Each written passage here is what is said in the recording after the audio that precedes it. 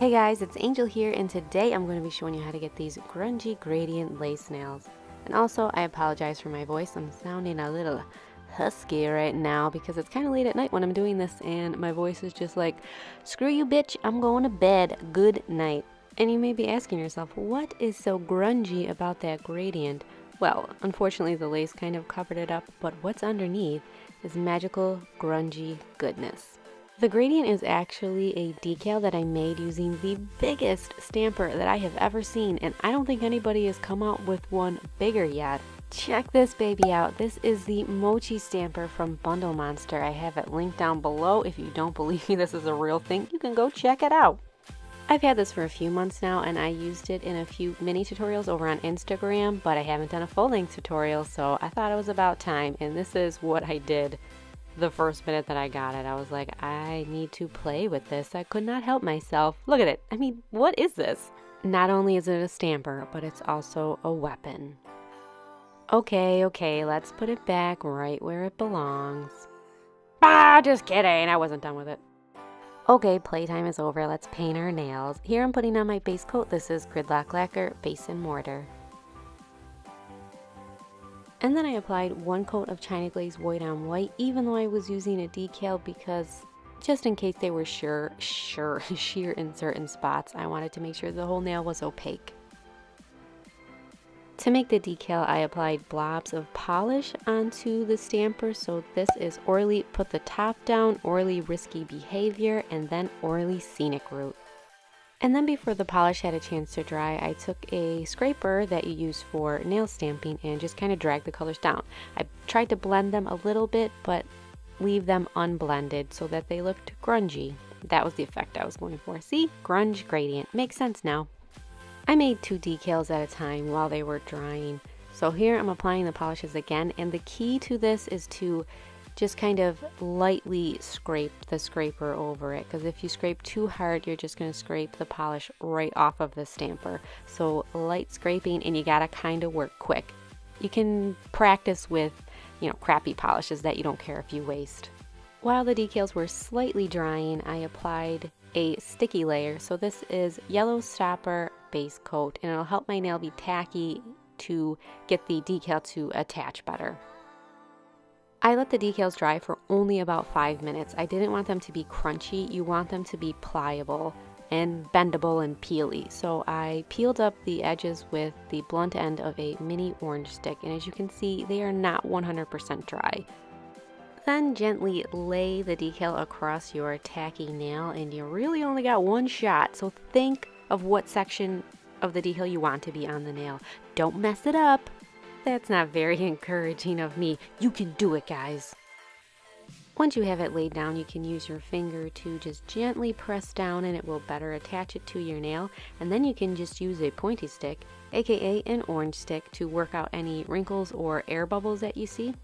And it's still very pliable at this point, so I mean, even if you mess up and it gets wrinkly, I mean, it's a grungy gradient. You can just say, oh, I totally meant it to look like that.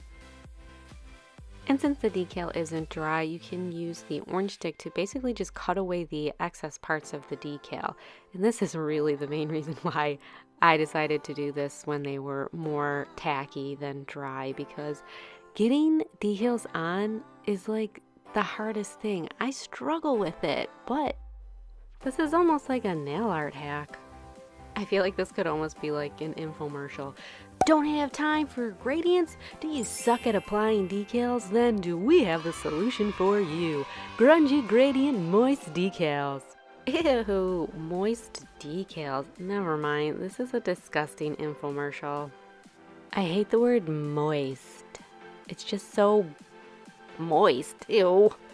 If you guys want to see me do it again, here I'm applying another decal to my pinky nail. Now, the Mochi Stamper isn't really supposed to be used like this. It's definitely meant to be used like a regular stamper where you can pick up the entire image on a plate. So you could do this technique on a stamping mat if you have one of those. But if you want to see me do other sorts of nail art with the giant stamper, give this video a thumbs up, and then I will know that you like it and I will do more. Once you got all your decals onto your nails, you're going to want to use a cleanup brush and acetone to clean up around the edges, and this will also attach that decal much more securely to the base color underneath. And here I am distracted again. This was all the excess polish that I cut off when applying the decals, and I just kind of didn't even want to throw these out. And here's what they look like before stamping, and I think these look so cool. I almost regret adding stamping to it. No, I don't. To prep for stamping, I applied one more coat of yellow stopper base coat, again to make my nail tacky. It helps the stamp to apply better. Then I added Poli Peel liquid latex to help with cleanup and to protect my skin.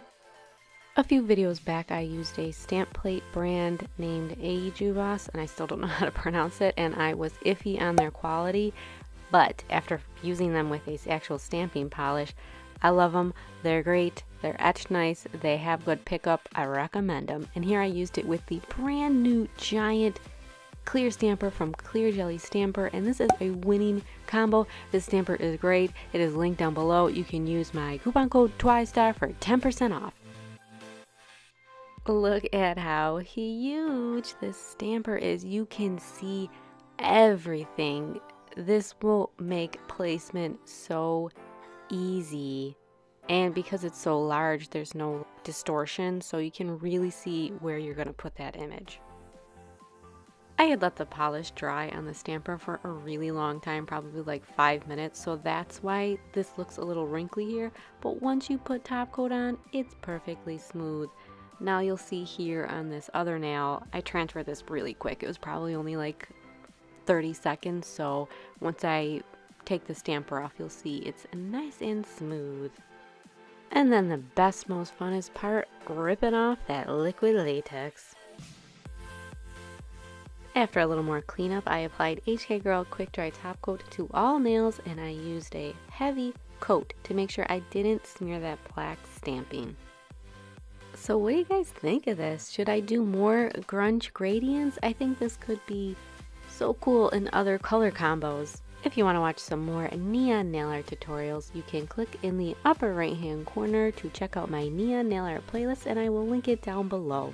Thank you guys so much for watching my tutorial. I hope you liked it, and I hope you'll subscribe so we can get our relationship started. You can also follow me on Instagram and Snapchat at twi_star, and I will see you guys in my next tutorial. Bye! Okay guys, so we're going back to the future. The past. Or now. I don't know where I am. I think I'm lost in a time warp. Ah! Okay, let's bring it back down to normal speed.